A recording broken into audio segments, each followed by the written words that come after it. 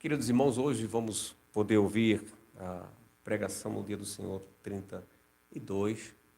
Para isso, eu gostaria de ler com vocês um texto da Palavra de Deus. Aliás, tenho duas leituras para ser feita nessa manhã. A primeira leitura vamos ler em Gálatas. Convido você a abrir a Palavra de Deus comigo em Gálatas, o capítulo 5. Gálatas capítulo 5, vamos ler o verso 16 ao 26, primeira leitura. Gálatas capítulo 5, versículo 16 até o 26.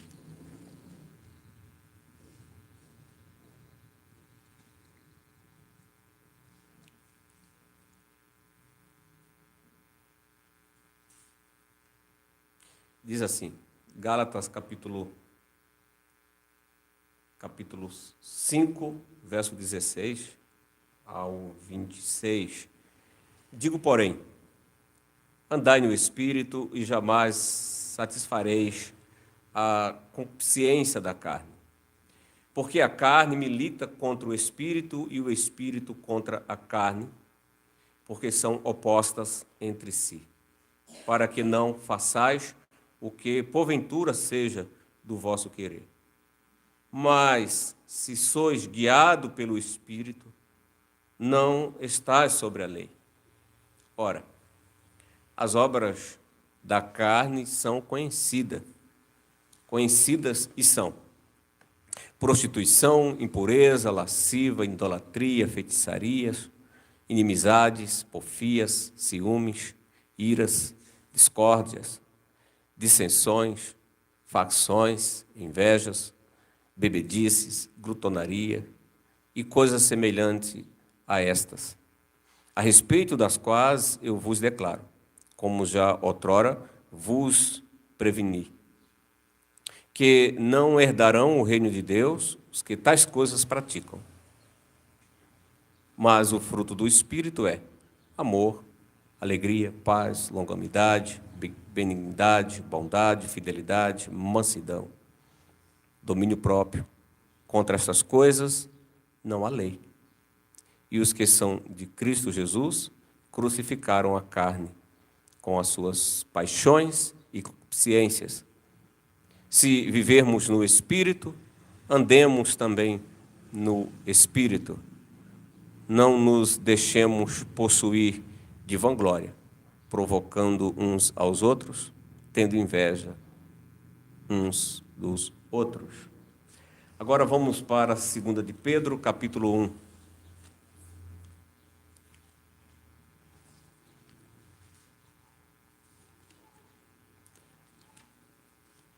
Segunda carta de Pedro, capítulo 1, verso 3 ao versículo 11. Diz assim: visto como pelo seu divino poder nos têm sido doadas todas as coisas que conduzem à vida e à piedade, pelo conhecimento completo daquele que nos chamou para sua própria glória e virtude, pelas quais nos têm sido doadas as suas preciosas e muito grandes promessas, para que, por ela, vos torneis comparticipantes da natureza divina, livrando-vos da corrupção das paixões que há no mundo.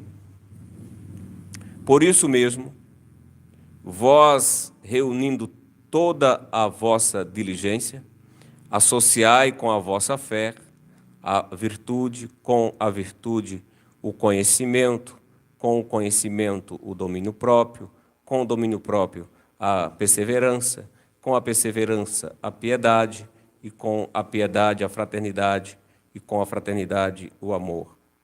Porque estas coisas existindo em vós, e em vós aumentando, fazem com que não sejais nem inativos, nem infrutuosos, no pleno conhecimento de nosso Senhor Jesus Cristo. Pois aquele a quem estas coisas não estão presentes é cego e vendo só o que está perto, esquecendo da purificação dos seus pecados de outrora. Por isso, irmãos, procurai com diligência cada vez maior a confirmar a vossa vocação e eleição, porquanto, procedendo assim, não tropeçarei em tempo algum, pois desta maneira é que vos será amplamente suprida a entrada no reino eterno de nosso Senhor e Salvador, Jesus Cristo. Até aqui, irmãos. Vamos ler também, irmãos, o nosso catecismo. Hoje é dia do Senhor 32. Eu só iria pedir que alguém fechasse ali, por favor, aquela porta aqui atrás. Porque o pessoal fica batendo e tira um pouco da atenção. Dia do Senhor 32, vamos ler. A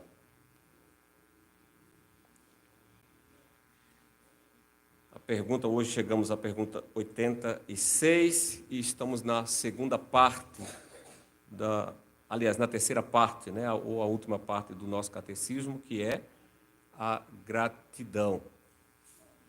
Então, a terceira parte agora é a gratidão e o foco aqui é na lei do Senhor e também no Pai Nosso. Então, chegando aqui no domingo 32, temos a pergunta 86. Diz assim: se formos libertos da nossa miséria somente pela graça, através de Cristo, sem nenhum mérito nosso, por que então devemos praticar boas obras? A resposta é: porque Cristo, tendo-nos remido pelo seu sangue, também nos renova por seu Espírito Santo a sua imagem, para que, com toda a nossa vida, mostremos-nos grato a Deus por seus benefícios e para que Ele seja louvado por nós. Além disso, para que tenhamos a certeza da nossa fé por causa dos seus frutos e que, pelo viver piedoso, possamos ganhar os nossos próximos para Cristo. Pergunta 87. Podem ser salvos aqueles que não abandonaram o modo de viver? Ingrato e impenitente e não se converteram a Deus? A resposta é não. De modo nenhum. A Escritura diz que nenhum impuro, idólatra, adúltero, ladrão, avarento, bêbado, maldizente, assaltante ou semelhante herdará o reino do céu. Até aqui, irmãos.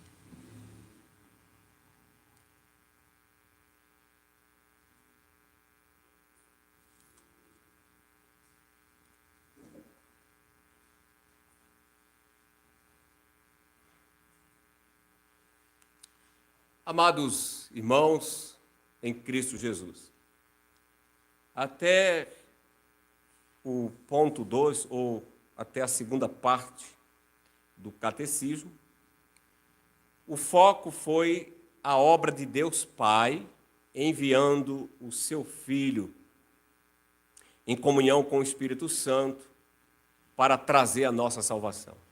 É o que ouvimos, que temos aprendido até aqui. E isso foi explicado.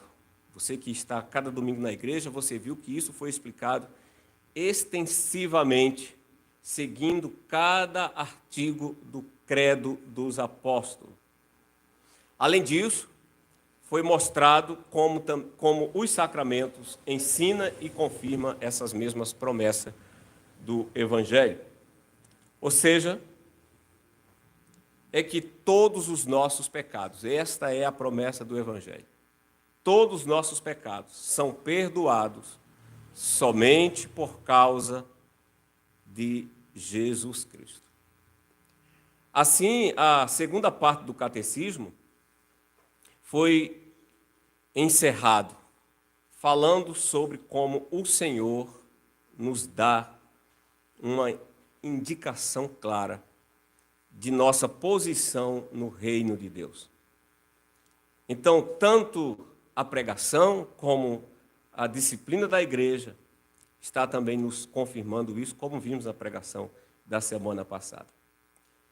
Então, meus irmãos, se uma palavra resume tudo que aprendemos até esse momento, essa palavra seria graça, ou salvação por graça. Nós, pecadores, miseráveis, somos salvos somente pela graça, por meio de Jesus Cristo. Então, queridos irmãos, saber isso é fundamental para a compreensão da verdadeira fé, porque isso é indagado já nessa segunda parte, o que é verdadeira fé. Porém, irmãos, o Evangelho é só isso? Ou nos resta saber algo mais? Posso dizer que resta ainda uma parte. E eu posso até dizer, e essa parte é muito importante. Se não entendermos essa segunda parte, também não entenderemos o Evangelho. A menos, irmãos, que abordemos esse assunto, não seremos verdadeiramente capazes, posso dizer, de viver em nosso único conforto, que é Jesus. Não seremos capazes, irmãos, de dar conta da nossa fé ao próximo, sobre todo o conselho de Deus a respeito da nossa salvação.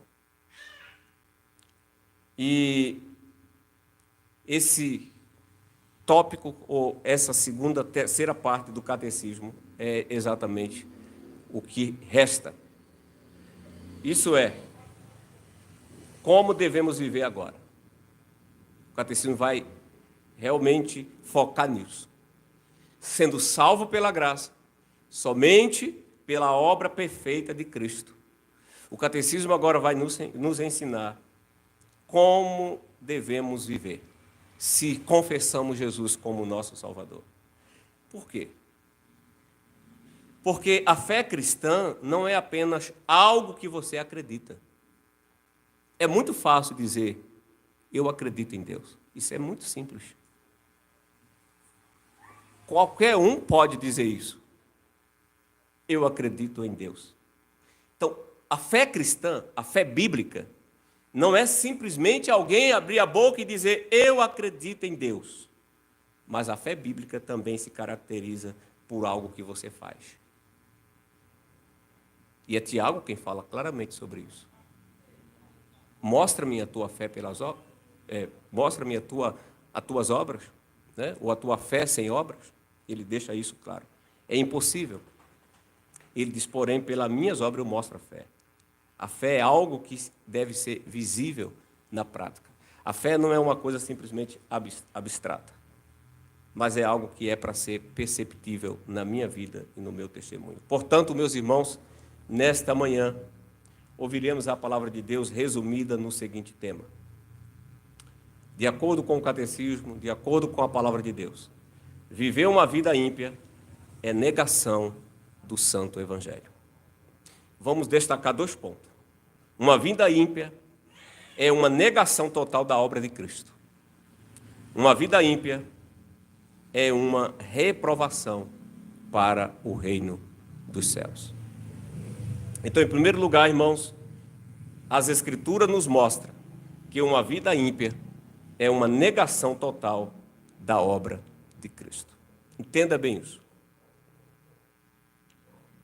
Porque devemos entender que somos salvos não apenas de algo. E é assim que começa o domingo 32. Domingo 32 tenta realmente nos explicar isso. Nós não fomos salvos apenas de algo mas nós fomos salvos para algo. Isso é importante ser gravado em nossa mente. Simplificando, irmãos, Deus enviou Jesus Cristo para nos libertar da culpa, do pecado, a fim de que possamos viver para a glória de Deus. Observe bem, o nosso propósito de existência nada mais é do que glorificar a Deus para nos levar a glorificar o Pai por meio de uma vida piedosa. Entendamos, a queda no pecado, ou a queda dos nossos pais, né, nada mais foi do que uma recusa a viver para Deus. Deus criou o homem perfeito para a glória dele. Porém, o homem queria ser o próprio rei. O homem queria o lugar de Deus. O homem não quis ser um servo. Veio Cristo e nos restaurou daquela queda, para que agora possamos viver novamente para a glória de Deus. E isso, irmãos, fica muito claro nas palavras do apóstolo Paulo.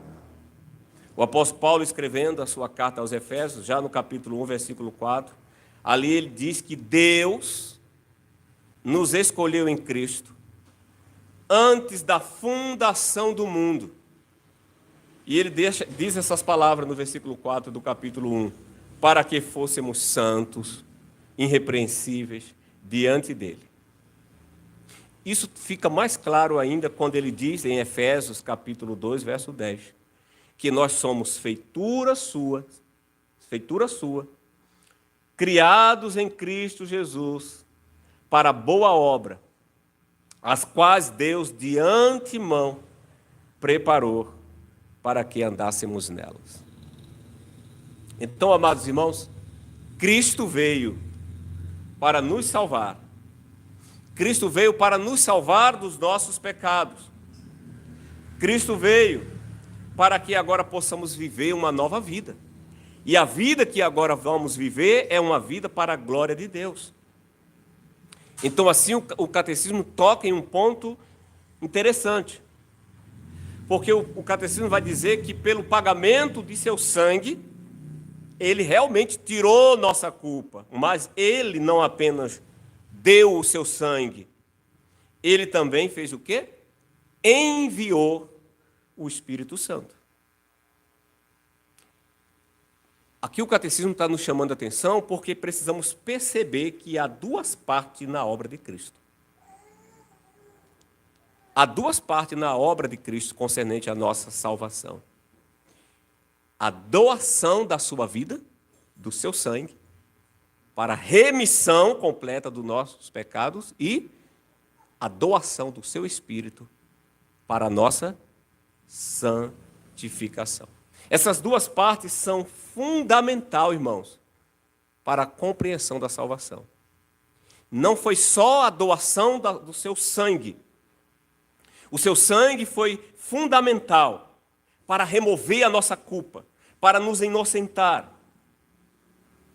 Isso que é bastante divulgado e bastante pregado e anunciado. A nossa justificação se deu pela expiação, pelo sacrifício perfeito de Jesus em nosso lugar. Mas devemos entender que ele não fez só isso. Ele também envia o seu Espírito Santo para operar esta obra de justificação em nossa vida. Então, isso também mostra que não é algo nosso, mas é algo que o Espírito Santo faz em nós, pelo Espírito de Cristo. Agora, hoje, Ele está trabalhando em nós para nos tornar cada dia mais semelhante a Ele. Cristo fez algo em favor da nossa salvação, quando Ele doou sua vida na cruz. Isso foi há 2000 anos atrás. Mas Cristo não parou de fazer. Ele está hoje ainda fazendo algo na vida do crente. Por meio do seu Espírito Santo, Ele está trabalhando para que cada dia sejamos mais santos, para que cada dia sejamos mais justos. E podemos hoje confirmar, cada um que está aqui nesta manhã, que isso ainda não está completo. Não está completo até que sejamos libertos da nossa existência pecaminosa terrena. No entanto, irmãos, no cristão deve estar evidente, na vida de um verdadeiro cristão, deve estar evidente um processo, uma obra em ação, pois o Espírito Santo, está trabalhando cada dia mais em nós esta santificação, a ponto de cada vez mais nos confirmar que nós somos templo do Espírito Santo. E isso é o que nós chamamos de santificação. Então, meus queridos irmãos, quando você tem em mente o real sentido do que é ser salvo, ou seja, que você foi salvo do pecado por Deus, que Cristo deu seu sangue e seu Espírito para esse propósito, então você pode entender que uma vida ímpia nada mais é do que uma negação do Santo Evangelho. Porque não é só justificação. O Evangelho também fala de santificação. Posso até dizer, irmãos, que é um pecado em dois aspectos. Em primeiro lugar, como eu falo da negação do Santo Evangelho. Quem vive uma vida ímpia é uma negação do Santo Evangelho. Posso afirmar que isso é um pecado em dois aspectos. Primeiro, porque é uma negação do testemunho do Espírito de Cristo. E segundo, o Espírito, por meio dos apóstolos, ensinou que Cristo veio para nos salvar do pecado, para uma vida piedosa. Isso está claro nos Evangelhos. Cristo nos salva dos nossos pecados, não para cometermos mais pecados, mas Ele nos salvou dos nossos pecados para uma vida de santidade, para procurarmos cada dia mais viver uma vida de boas obras. Falar de salvação, irmãos, em qualquer outro termo, não está de acordo com o testemunho do Espírito Santo. Eu posso dizer que falar do Evangelho, sem mencionar essa parte da santificação, perde todo o propósito de ser salvo. Deus nos salvou, não para nos sentirmos bem. E isso é uma coisa que tem sido muito perigosa em nossos dias. Existem muitas igrejas que o foco dela realmente é o emocional das pessoas. As pessoas querem estar em uma igreja onde elas se sintam bem. Elas têm focado o Evangelho no sentimentalismo. Elas acreditam que Cristo salva para que elas se sintam bem. Não, Cristo não nos salvou para que nos sentíssemos bem com nós mesmos. Mas Ele nos salvou, irmãos, para que pudéssemos encontrar nossa felicidade em servi-lo. Salvação é negação. Entende a isso? Seguir Cristo é negar a si mesmo. Seguir Cristo é tomar sua cruz diariamente. Percebe que salvação não tem nada a ver com prazer, com satisfação. Cristo não nos salva para agora estarmos totalmente confortáveis. Ele nos salva. E a cada um dos seus peregrinos, a cada um dos seus filhos, Ele dá uma cruz para levarmos, para seguirmos o exemplo dele. E Ele dá de acordo com a situação de cada um. Uma coisa é certa, Ele não nos deixa só. Ele nos dá seu Espírito. A ponto de nós, cristãos, encontrarmos felicidade em seguir Cristo. Assim, irmãos, podemos ver que uma vida ímpia nada mais é do que a negação da presença do Espírito Santo em nossas vidas. É uma negação de fato de que o cristão é templo do Espírito Santo. Nas Escrituras, irmãos, podemos ver que Cristo renova seus eleitos. Ele faz isso com o Espírito Santo. E essa é a base para o nosso chamado em uma vida piedosa. Observe bem, irmãos, como eu falei já e mencionei. Cristo tirou nossa culpa. Isso é um fato. Isso já é maravilhoso. Já não carregamos mais o fardo da culpa do pecado. Já não levamos mais em nossas costas a sentença da morte pela transgressão da lei, porque Cristo já levou. Ele já tomou isso para ele. Mas ele fez algo. Salvação é, ele também nos deu o seu Espírito. Ele deu o seu Espírito Santo em nós para nos renovar. Então ele diz, como vimos na leitura, agora você tendo o Espírito, ande no passo do Espírito. Pela leitura que fizemos em Gálatas. Não ande mais satisfazendo as vontades das suas paixões. Negue, tome sua cruz. Tomar a cruz é isso, é negar. Negue seus pecados. A cruz não é uma doença, não. É negação.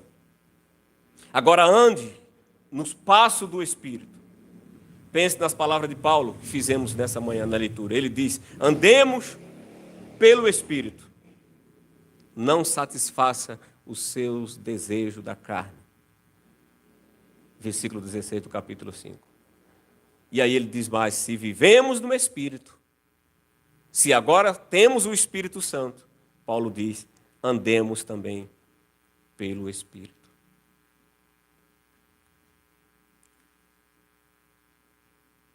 E assim, ele escrevendo aos Filipenses, ele vai dizer, desenvolvei a própria salvação com temor e tremor. Filipenses, capítulo 2, versículo 12 e 13. Com isso, irmãos, fica claro que somos salvos com um propósito. Nós fomos salvos em Cristo para fazer boas obras. Nós fomos salvos em Cristo para cumprir esse propósito. Cristo nos dá seu Espírito. Só podemos fazer boas obras porque o Espírito Santo está operando em nós. As boas obras, irmãos, fazem parte do Evangelho cristão. Um cristão deve focar-se em fazer o bem, em negar a si mesmo, para fazer a vontade do Senhor. Pois somos salvos, irmãos, para andar em boas obras, não mais para andar nas obras da carne, como Paulo disse.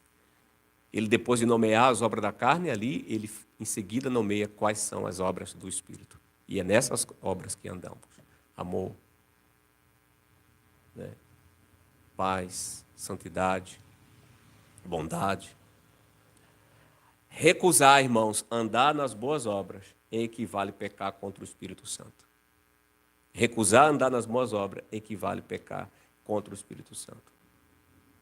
E que é nada mais do que negar o poder para vivermos de acordo com o Evangelho. A Escritura deixa claro que pecado contra o Espírito Santo, o pecado contra o Espírito Santo não será perdoado. Isso é o quê? É sinônimo de uma vida de impiedade. Quem vive uma vida de impiedade, de forma deliberada, está em pecado. E isso é sinônimo de estar fora do reino de Cristo. Isso é o nosso segundo ponto. As Escrituras nos mostram que uma vida ímpia é uma reprovação para o reino de Cristo. Amados irmãos, eu posso dizer que chegamos agora diante de uma parte do Evangelho, ou diante de uma parte da verdade de Deus, que muitos não gostam de ouvir. Muita gente gosta de ouvir sobre o amor de Deus, vindo para salvar pecadores. Muita gente gosta de ouvir sobre a história de Jesus se sacrificar. Muita gente até gosta de ouvir sobre a justificação. Mas essa parte do Evangelho do Evangelho de Cristo, muita gente não gosta de ouvir.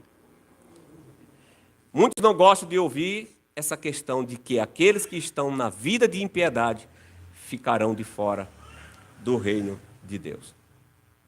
Esta verdade, irmãos, posso dizer que choca muita gente. Mas isso é claro no Evangelho. Como também vimos no nosso catecismo, quando questiona. Mas herdarão o reino de Deus? Ou serão salvos aqueles que vivem de forma ímpia? O catecismo ali também é taxativo quando diz não. Paulo disse o mesmo. É triste, mas isso fica claro. Lendo Gálatas 5:21. Essa verdade, irmãos, deixa claro aonde Paulo diz: quem vive em tais obras não herda o reino de Deus. Eu posso dizer que também é triste, mas cada vez mais isso tem sido ignorado. Essa alerta do Evangelho tem sido ignorada por muita gente. Em nossos dias, irmãos, preste atenção nisso, você que está aqui nessa manhã. Em nossos dias, dá-se a impressão de que enquanto houver uma doutrina certa, uma igreja certa, eu posso até dizer em nossos dias, dá-se a entender que enquanto houver uma igreja em que eu goste, o resto é secundário. Se eu tenho um lugar onde a cada domingo eu escuto uma pregação, uma mensagem que aparentemente me conforta, o resto é secundário. Como eu vivo a minha vida não interessa a ninguém. É muito comum em nossos dias alguém dizer: isso é entre mim e Deus, porque só Deus conhece meu coração. Quem estava aqui quarta-feira no estudo de mordomia sabe do que eu estou entendendo. Isso é uma linha perigosa.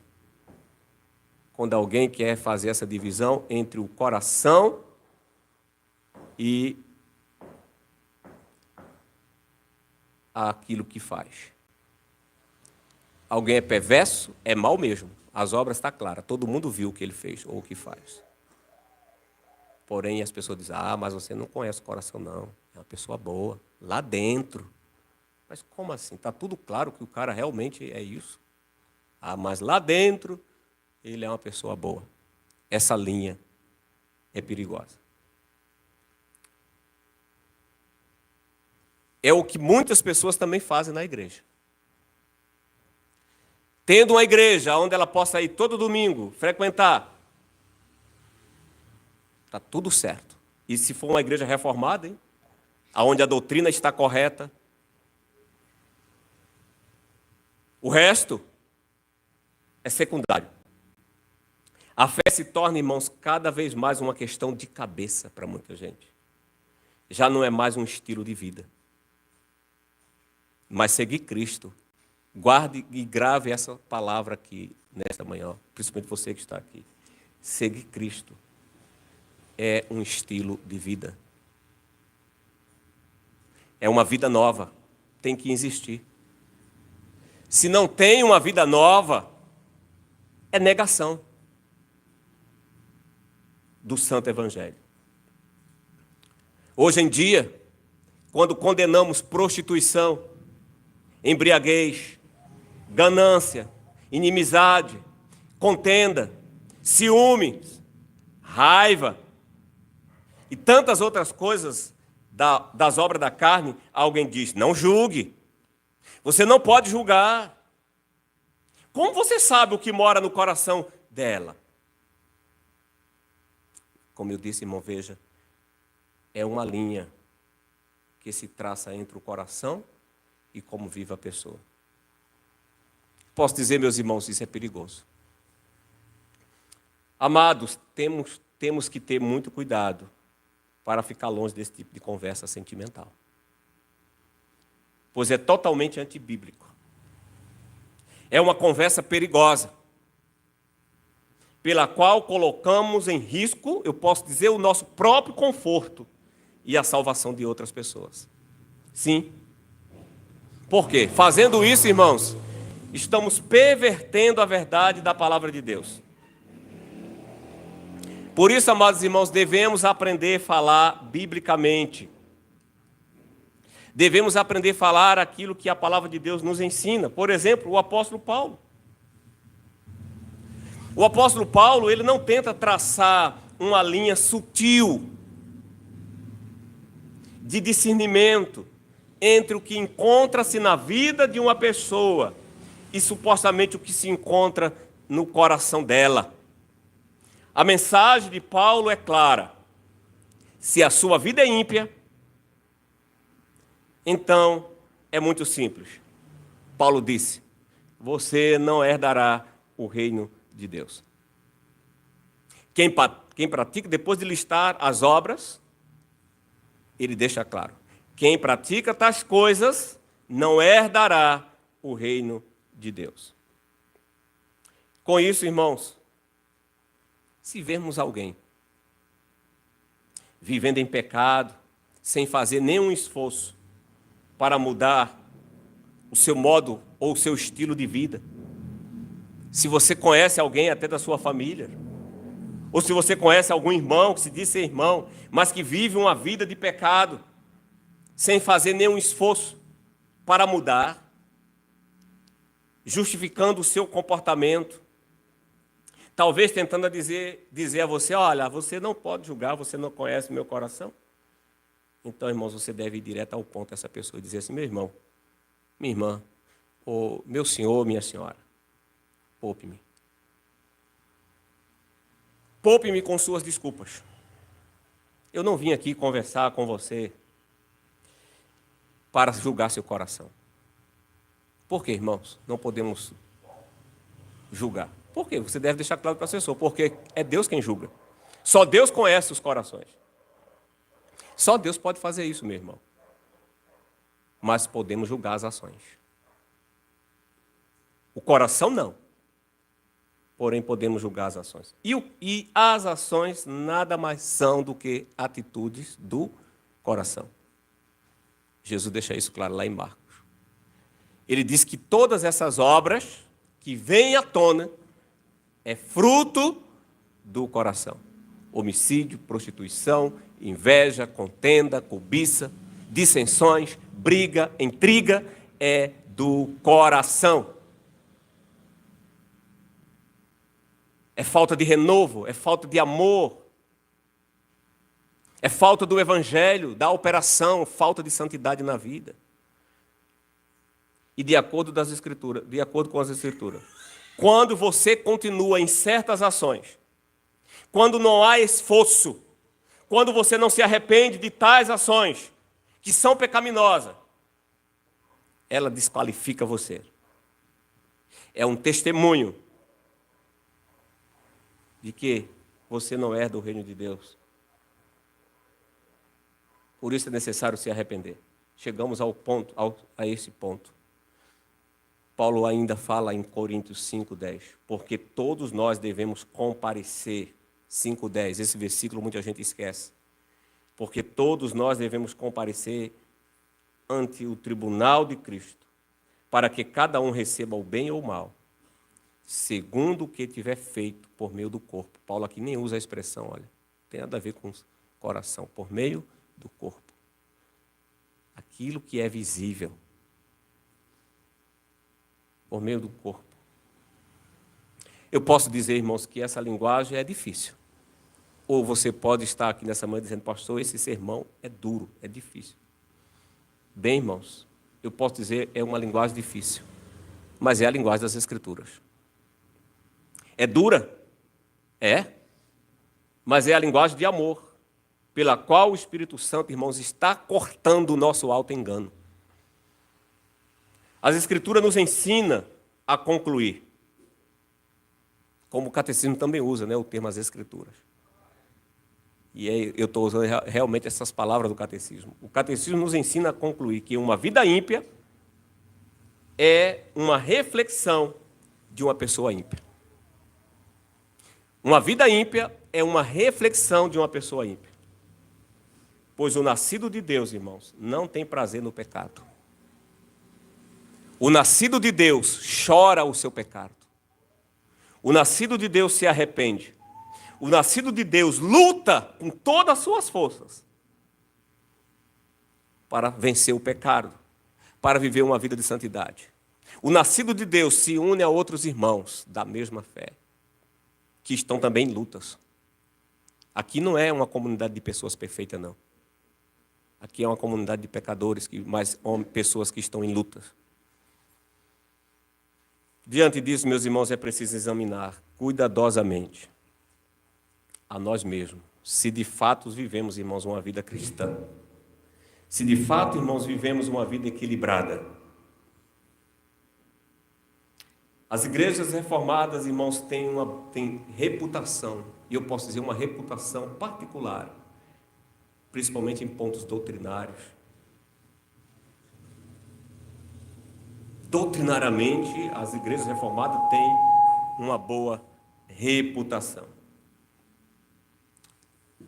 Mas a pergunta que devemos também fazer aqui: existe a mesma reputação, irmãos, quando se trata de viver uma vida santa? Quando se trata de viver uma vida segundo a renovação do Espírito Santo? Você que de repente tem uma boa doutrina e se gaba da sua doutrina, uma boa igreja. Mas a questão é, e concernente o seu testemunho?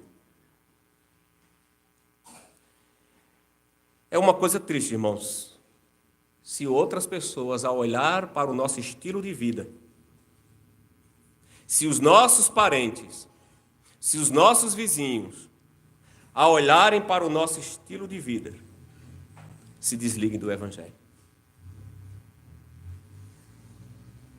Dizer assim, ser da igreja e ser desse jeito, fofoqueiro, falando mal das pessoas, maldizente, bebarrão, briguento. Não sei. Posso dizer, meus irmãos, que em toda a história, ou durante muito tempo, foi dado-se uma certa impressão de que a doutrina certa é o que importa. O resto não importa tanto. Uma espécie de automático pactual. Eu sou do pacto. Eu sou da família do pacto. Cuidado com esse automático, irmãos. Cuidado, porque no dia do juízo pode ser uma surpresa. É necessário saber, irmãos, se o nosso estilo de vida como comunidade é de tal natureza, irmãos, que se torna uma pedra de tropeço para outros. Então, melhor, irmãos, é bom percebermos que nós podemos estar prejudicando a causa de Cristo e devemos nos arrepender hoje. Uma vida que não está em conformidade com as Escrituras é uma negação do Evangelho. Lembre-se, irmãos, e olhando agora, porque o Catecismo toca sobre isso. Ele diz que devemos viver boas obras, para quê? Para que os nossos parentes observando venham o quê? A serem salvos. Venham seguir Cristo. Por que isso? Por que o Catecismo fala nisso? Porque o primeiro contato, irmãos, que a maioria das pessoas tem com a igreja, o primeiro contato que seus parentes vão ter com o Evangelho, muitos deles, a grande maioria deles, não é ouvindo um sermão aqui. Não é tendo uma aula de catecismo. Não. Mas é através, irmãos, de uma vida diária dos membros da igreja. Muita gente, parentes, amigos de trabalho, vão chegar ao Evangelho.